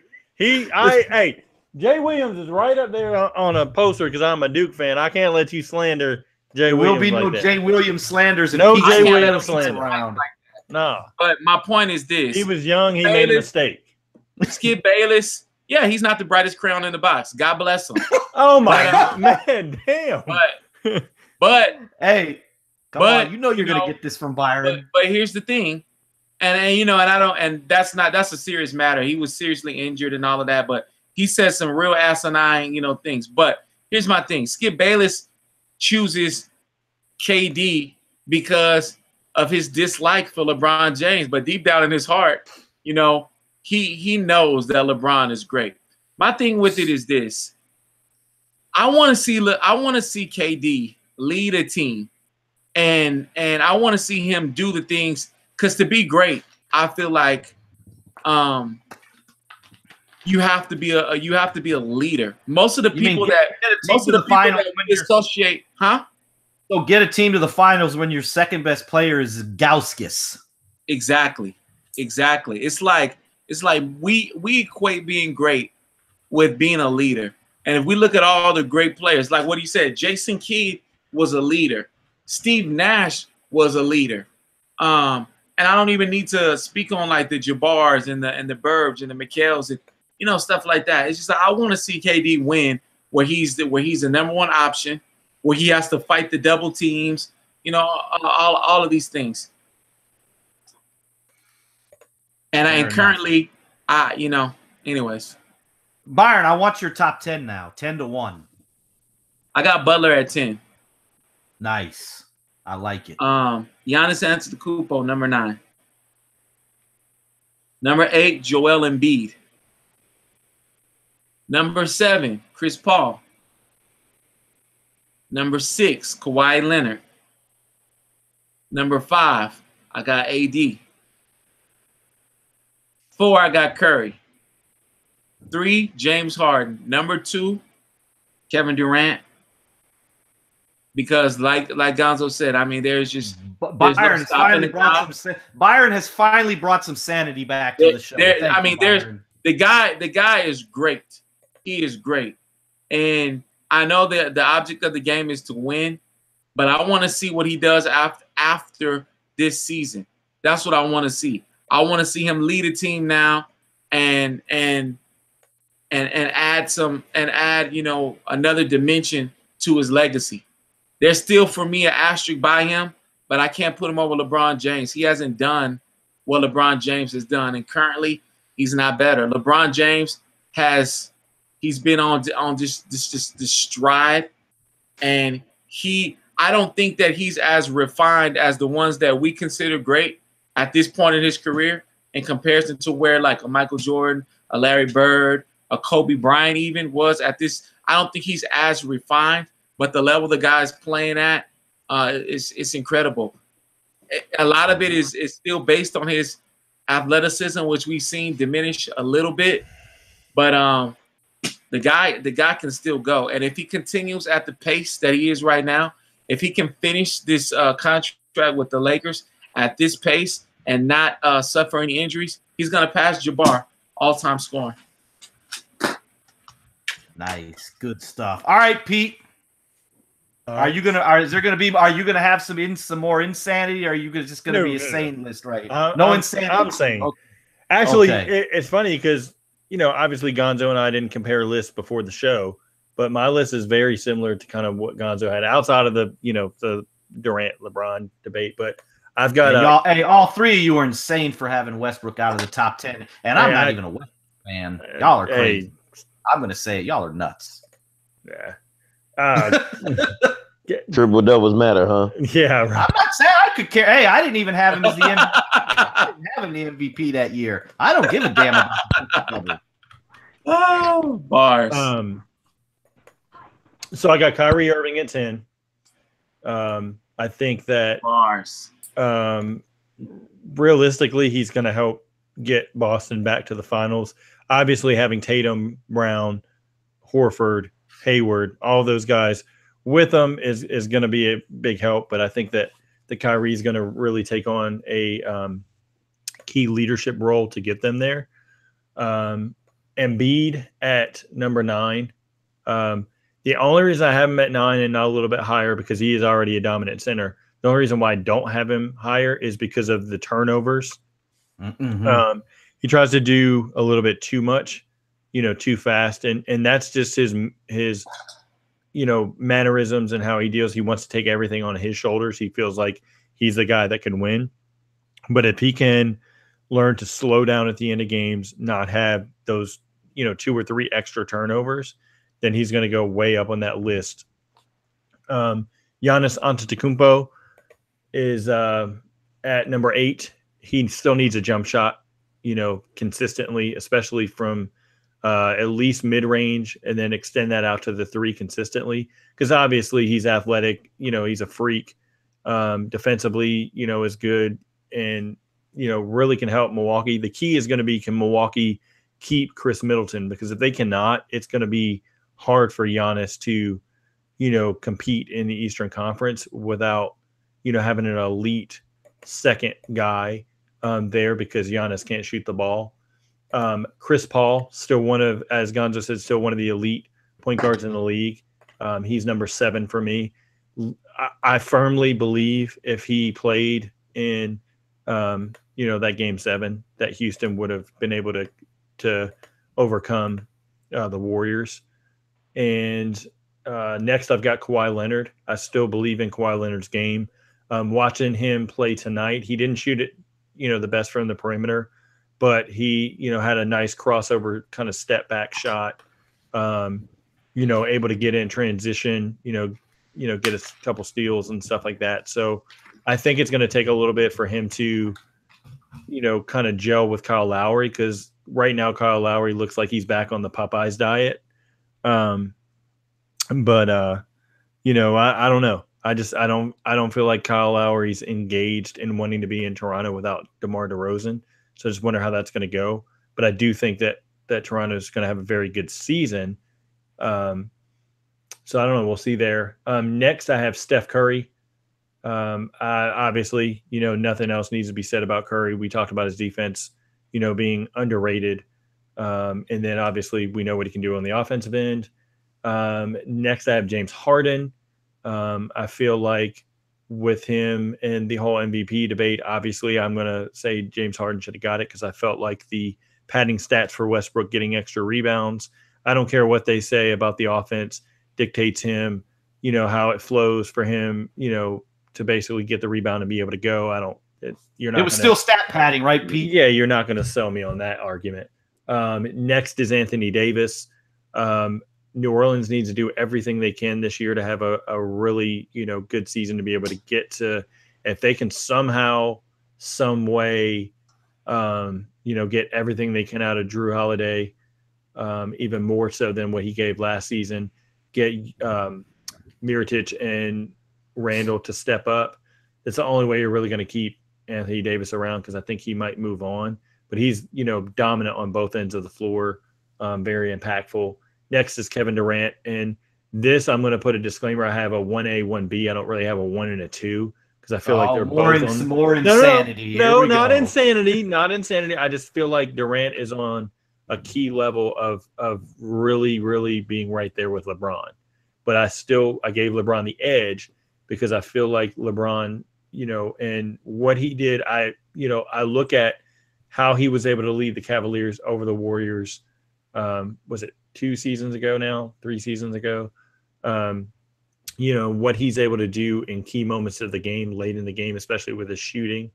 And I just feel like I have to give that legacy edge to LeBron right now. But Durant is right there, kind of nipping on his heels. Yourself, Pete. Good job.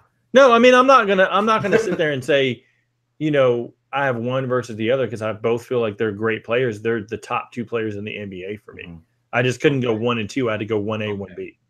Fair enough. All right, guys. I'm going to bring the real sanity back, and you'll see. But at 10, I got Jimmy Butler, and I'm bringing it back. Number 9, Russell Westbrook. He is in the top 10. Good luck with being the only one that has him there. I'm surprised. I honestly did not think that would happen, but I'm not surprised with Gonzo. But everybody else now, Byron, maybe not, because Russell Westbrook stole Harden's MVP that year, so I understand the it's not hostility there. It's not a personal beef. It's that lack of IQ, man, and a lack of knowing the game. So, Byron, what you're telling me is facts, right? Is that what you're trying to say? Facts? Okay. I got Joel Embiid at 8. I got Giannis Antetokounmpo at 7. Anthony Davis at 6. James Harden 5. I got Kawhi at 4. 2B, I have Steph Curry. 2A, Kevin Durant. And I know if we're talking to Dave Dufour, Brady, Coach Nick over at B-Ball Breakdown, they got Curry at 2.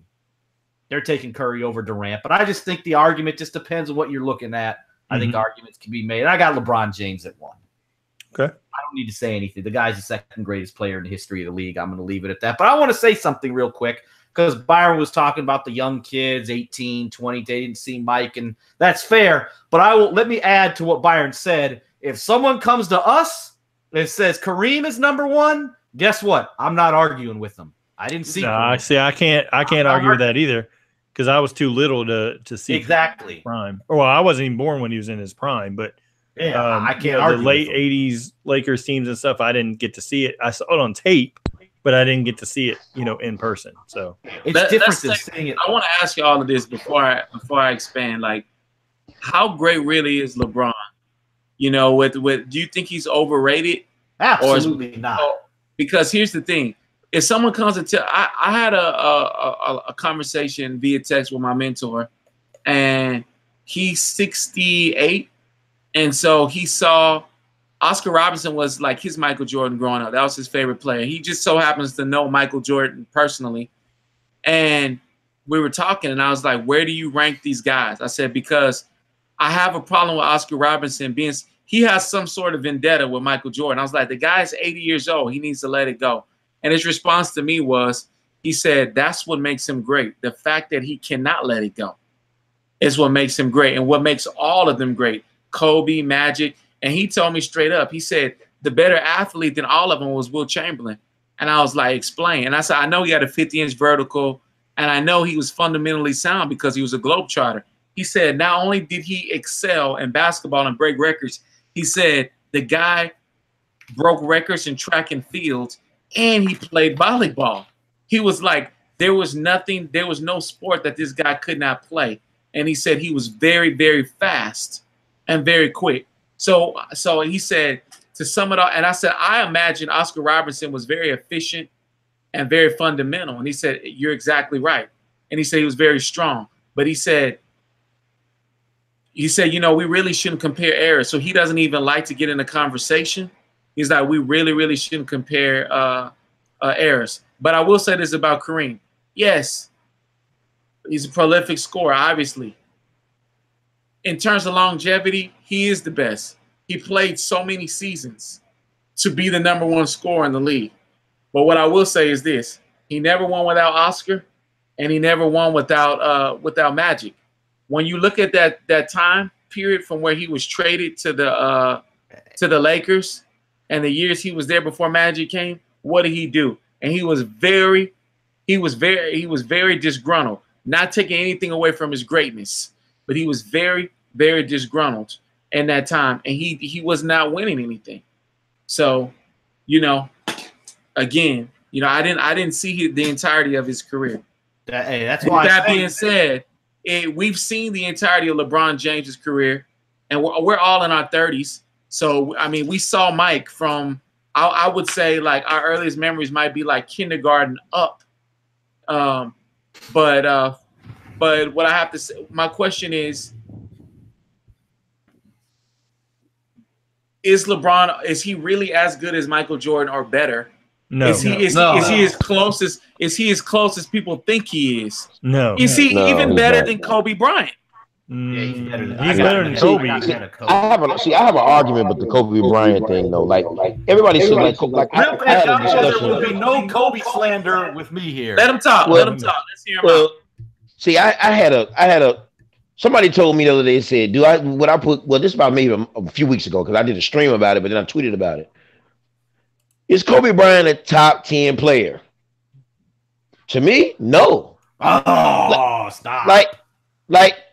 We're going off rings. Let's eliminate the rings.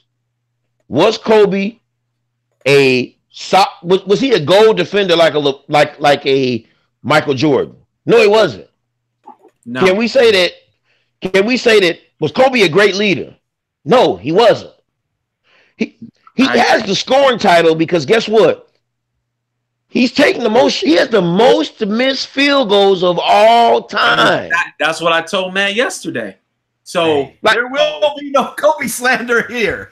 Well, listen, I asked this question, Gonzo. I said, if you interchange those players, Michael Jordan and Scottie Pippen, does this is what I told Matt a few weeks ago and Mike Skills. I was like, if Kobe was in place of Michael Jordan on that Bulls team in '98 when they had to play a very, very tough Utah Jazz team, can I tell you what he my doesn't win that series? No, I don't think he wins that series. You know why? Because I believe he would have made that shot, but he wouldn't have stripped the ball from Malone to get to that point. Exactly. That's what I don't think he would have done. But I guarantee you this: he would have come down and shot a three. Because what I've seen Kobe do is get lethargic when his scoring ability doesn't get it for him. He even said himself, he was like, look, a team like Pop's team, like the Spurs, he said, I can't demoralize those guys by scoring 60, 70 points. He said, but now the Mavericks, he said, I'll get them every time because they're a scoring team.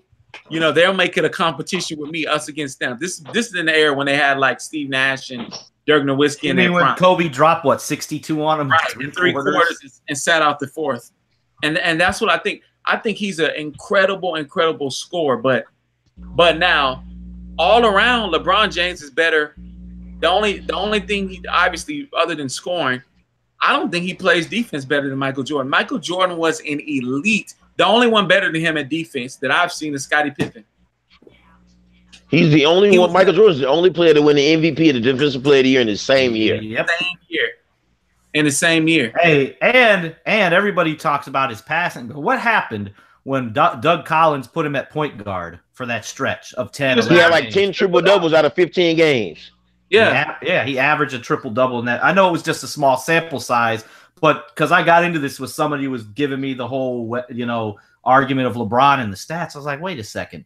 They were like, well, no, he didn't do it, but so it doesn't matter that he did it for a 10. He has to sustain it. Well, that's a bad argument because his role was not to do that every game. They needed him to do it, and he did it. But at the same time, he could average a triple-double a season if that was his role. He could have averaged a triple-double. Oh, absolutely. I don't think – and LeBron he never performed well against Kobe. It was just like he had so much admiration for him that I was arguing with my little brother. I was like, I don't think LeBron James could even beat Kobe Bryant in a one-on-one game. I don't think not that one-on-one is, it's still a team sport, but I think man to man, I don't think he's really even better than Kobe Bryant, like man to man. But in a game situation, oh, absolutely. I'd have to give him the edge. The better all-around player. He's not a better scorer. I got something else to add to this. Kobe Bryant has never had a 50% field goal season. And I don't even think he ever shot over 47% for his career. I mean, in a season. I think he could have had a 50 because he shot a lot of threes and that lowered his percentage. And that's another thing. People say he's a better three-point shooter than Michael Jordan. The era was, well, he's a better shooter than Mike. He took dumb shots though. Well, see, I hate when people say he's a better shooter than Michael Jordan, especially from three. People forget that when Michael Jordan's early part of his career, the three-point line was moved further back. When Kobe was taking threes, they were moved up a lot closer.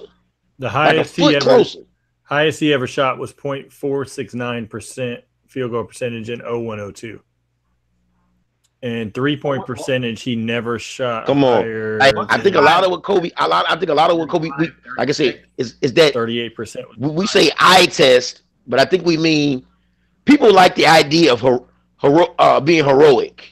Like when a guy hits a game winner, it's like that builds their legacy. Like they could be a crappy player. It could be and I'm not saying Kobe's not good, but I'm just like those type of things mold this idea that this person is the GOAT. Like, just like I said with the rec league hoopers. He could be a guy at the rec league. He can go 3 for 18 all day. But he hit this one shot and he'll brag about how his jumper's wet. And everybody's giving him high fives like he's actually. All right, we got two people in the chat. We've got we've got more than that in the chat, but Randolph Truitt and Gaming Effect are both saying Randolph Truitt saying Elgin Baylor was better than Kobe. And Gaming Effect is saying that Jamal Wilkes, or Kobe was Jamal Wilkes, but with rings. I don't know about Elgin Baylor being better than Kobe because Elgin Baylor shot like 43% for his career, something like that. He got a lot of rebounds, but he was rebounding a lot of his misses. A lot of rebounds. Oh man, the Kobe hatred is real tonight. No, it's not even. You don't hate Kobe. No, slander is real. It's not slander. I miss him. I miss watching him play, man. I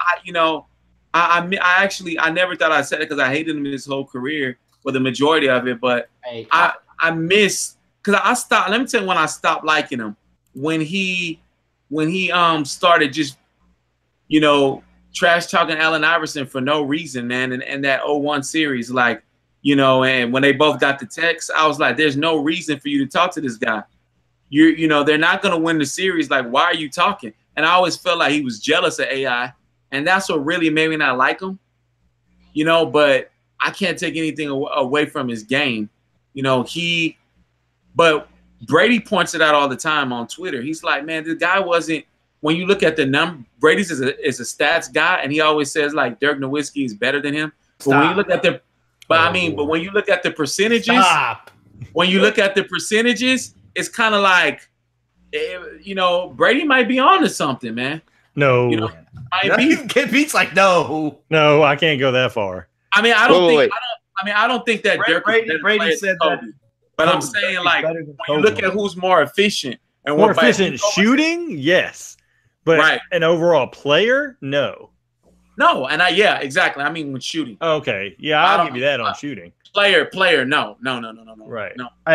I'm going to close it with this for the Kobe Bryant argument, and I got to tell a story because obviously, hold on, you got to get to the how good is LeBron James?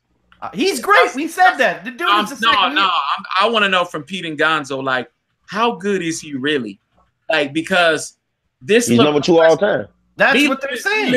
Me living in LA, hearing the LeBron mania. If he does surpass Kareem all time, but he doesn't get a ring. But he doesn't get a ring for what will it if he gets a ring, where does that put him? If he gets 1-2 rings here in LA? I still have him behind Kareem. It's always gonna be unless some player comes, when I'm 60 some years old and just over time and electrifies the league, it's always going to be Michael Jordan 1, Kareem 2 for me. Now, LeBron is right there in that discussion for 3. I have him fourth right now, but I have Larry Bird third. But that's just me. But anybody can argue, who their number one is based on era. Like if you were born in the 50s, your number one's probably going to be Kareem. If you're born in the 70s or 80s, it's probably going to be Michael. And if you were born in 1852, it's probably George Mikan. Yeah, I mean, so everybody has their own, way of looking at it. Like kids that are born in, like the draft class this year, like, Bagley and all them, they're probably looking at LeBron as the best player ever because that's what they did. I want to ask you guys a question. Did you guys ever see like George Mikan footage? Like this dude literally wore a championship like wearing boots. Yeah. Yes. I mean, they had like construction boots, like they were shiny, like Buster Browns, like seriously. Steel toe boots, right? Yeah. That's why he was so good. Nobody wanted to get kicked. Hey, I gotta give this Kobe story, and Byron, don't get mad, but it's funny as hell, man. So they're playing. It was in the finals against Detroit. It was game 2, I believe, and Kobe hits the game winner. Don't do it. Man, Byron was so mad. I'm not gonna say exactly what he said, but he's like, man, I hate that dude. No, go ahead. Tell him what I said. But mind you, I was young. Okay. Hey, keep in mind, no cursing because I don't want to have to tag No, it's not cursing. All right, this is what Byron's. He said, man, Kobe doesn't deserve life. Oh, man. He was so mad. All right, were you more mad then or when Kevin Durant signed with the Warriors? I was Byron. You were more mad then, Byron. I was more mad then. I was a Kobe. I mean, I was a Kobe hater. Okay. Hater. And I think, it was my love for Allen Iverson, his arrogance. And deep down, honestly, too, it had a lot to do with people start saying, like, oh, he's better than Michael Jordan. I'm like, what? He's better than Michael Jordan with Shaquille O'Neal on his team? Are you kidding me? He shouldn't. When you got Shaq on your team, you shouldn't be averaging 30. I'm sorry.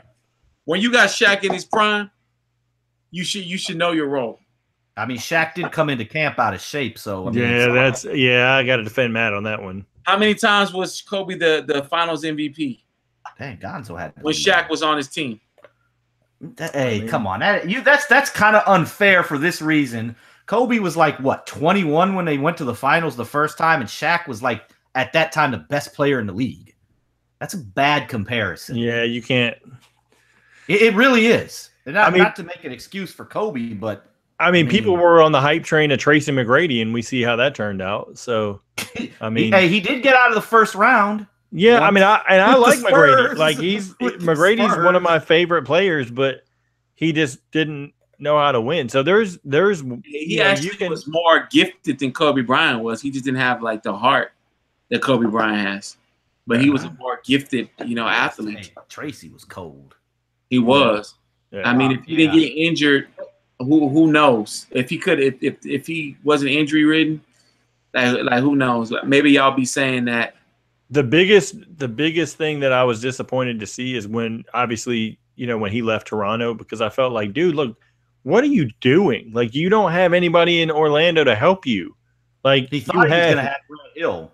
Yeah, well, he thought he was going to have Grant Hill, and he thought he was going to get Tim Duncan, but then that didn't happen. And he's Mike Miller's his second guy. Yes. Yeah, he should have stayed in Toronto, but I mean, I thought he should have stayed, and there were other players courting him, like Alonzo Mourning, and I think Eddie Jones were courting him to the Heat. Or no, he was also courted to the Bulls too. Yeah, I think there's a lot of people don't want to sign him to Chicago. Mm-hmm. You gotta remember he's from Florida anyway, but I don't think that he should have been playing second fiddle to Vince Carter, at that time. But them two together. Yeah, but he was more raw coming out of Mount Zion High School than Carter was coming out of North Carolina. So that raw athleticism. I mean, you could name 15 guys off the top of your head, like guys like that had supreme athleticism. Quintel Woods, Kedrick Brown, like those guys that flopped in the NBA that had athleticism. You didn't know that Tracy McGrady was going to be a star when he was drafted. based on the raw potential. And then he started doing really well, in Toronto, which got him, the offers in Orlando. But I mean, I think if you asked him now, I guarantee he would say he should have stayed in Toronto. Yeah, absolutely. And it's sad that as a rookie, the coach, was it Butch Carter, who was a coach when he? I think so. I think you're right. He didn't play him as a rookie. Yeah. Why would you draft somebody that high? He didn't believe in playing rookies. Oh, Gonzo's back. Yeah. They should have played McGrady his rookie year, let him get that experience, and then when Vince came, they would have been something great. They would have been something great. Obviously, you probably don't get Bosch, but I mean, you get guys to go to Toronto and play. Right. Mm-hmm. All good stuff. I think that's going to wrap us up for tonight because it is getting late. Right. And so this is what we'll do here. We'll start this next week. So our plan is every Saturday. And so next week we're going to do Pete. I'll let you decide East or West next week. Hey, it don't matter. I can do either. We'll go Eastern Conference preview. Yeah, let's do East. All right, that sounds good. Eastern Conference preview next week, and for these previews, Pete will take the hosting chair for those. Oh man! All right, yeah, Pete's gonna take the hosting chair. I can do that. Pete will take the hosting chair for those. We'll just do for the. I guess how we'll configure it. We'll look at the divisions for the East and kind of rank our, who's going to be first in the division, who's going to be last, and just kind of touch on brief. So that way we're not doing like a 3-hour show, anything like that. Nobody wants that. But going forward past that, I think during the season, being that we do Saturdays now, which works out for everybody's schedule the best, I think you pretty much do a weekly wrap up of like news and like kind of what's key and stuff like that, what's trending and stuff like that. But I do want to say real quick, I want to give a shout out to everybody that joined us in the chat room and who watched live. We got Randolph Truitt, obviously president of Sim Nation. Dazar was in there. I think he might have had to pop out, or he just had some work to do. Who else? Let's see. Just trying to go down the list real quick. Amber Saunders. We've got the Gaming Effect. We've got the Goods. Laid Back Big Al. Mr. Raw Deal. And making sure I don't miss anybody outside of that. Julian Lamenzo. Oh, Julian.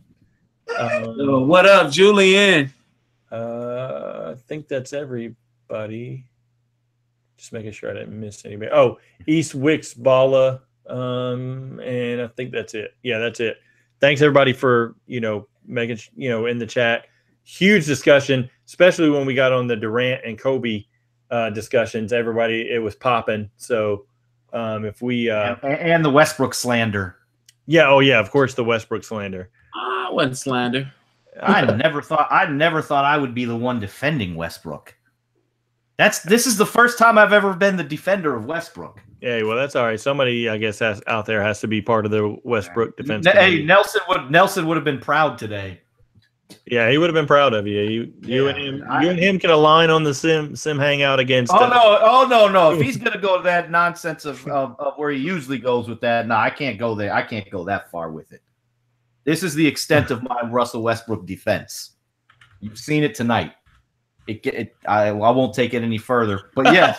Oh yeah, Pete. Also, we will be. This for those who you can check us out on iTunes as well. Oh yeah. So what we'll do each show. It may not be up till Sunday, but I'll try my best to get it up. Within the next couple 2 hours or so. Hopefully, it'll pop up on iTunes. But go to iTunes, Unquestionably Raw podcast. There's a bunch of older podcasts up there. I think the last one that's up is the Sacramento Kings preview from last season. So it's been a while since we've uploaded to iTunes, but we're going to continually try to do that for those that want to listen, that weren't able to catch it live, that maybe at work, things like that. But to everybody out there in Sim Nation, just in general, that are NBA fans, thank you for supporting the show. We all really want to get back into this, really want to keep it consistent because we all have different opinions and we all have fun doing this. And, I think it's a good mix of personalities and we hope you enjoy it. So, And I want to go do this. This is what we're going to do now. For those who don't, if you don't follow all of us on Twitter, we're going to do, or Instagram, however you want to do it. Gonzo, for everybody listening, the people who will eventually listen, when it gets, archived onto YouTube and then the iTunes stuff, where can they follow you at on Twitter so they can follow you? Gonzo's not there. What's the handle? He's not there. We'll go back to I'm sorry. Let everybody know how they can find you on Twitter so they can follow you can find me on Twitter at DJ Gonzo Star, at DJ Gonzo Star. Nice. All right, Byron, you're up now, man. You got to let these people know. You can find me on Twitter at RADREMM. And shout outs to the Game in Effect for saying that Kobe was world be free with the headline. I saw that. Stop. Nice. All right, Pete. You can find me on Twitter at Pete Toll NBA. So it's PETETOAL NBA. And just want to real quick also say, everybody that's not already subscribed, this is actually Matt's channel that the Unquestionably Raw podcast has switched to. Matt not only is a podcast host, he is a hoops trainer. And so you'll see a lot of his videos on there, that ball handling drills. And you can see he actually has a real life jump shot that actually goes in for those that the ones out there that want to claim that they're basketball ballers and stuff like that behind a keyboard. Matt actually can shoot the ball. So make sure you subscribe to his channel. Oh, also make sure you're hitting the like button as well. Everybody that was in the chat room or that still is in the chat room, please go ahead and give us a like on the video because we need as many likes as we can. And go ahead and share it to at least one friend, let them know about the Unquestionably Raw podcast. Yes, outstanding. And we'll probably shoot for the same time each Saturday. So 10 Eastern, 9 Central, 7 where Byron is at. And for those who watch the Sim Hangout with Czar and all that, and you get and every week I shout out Byron. Now y'all know who Byron is. Yep. Because I know some people might have been wondering, that's Byron. Now, hopefully we can get Mike Skills on too, and you'll see who Mike Skills is. Shout out to my man Mike Skills. Oh yeah, shout out to Skills, new California resident. Yes, who also lives in Los Angeles. You know what's funny? I'm in Illinois. Byron and Mike are in LA, but we all met each other when we lived in Houston.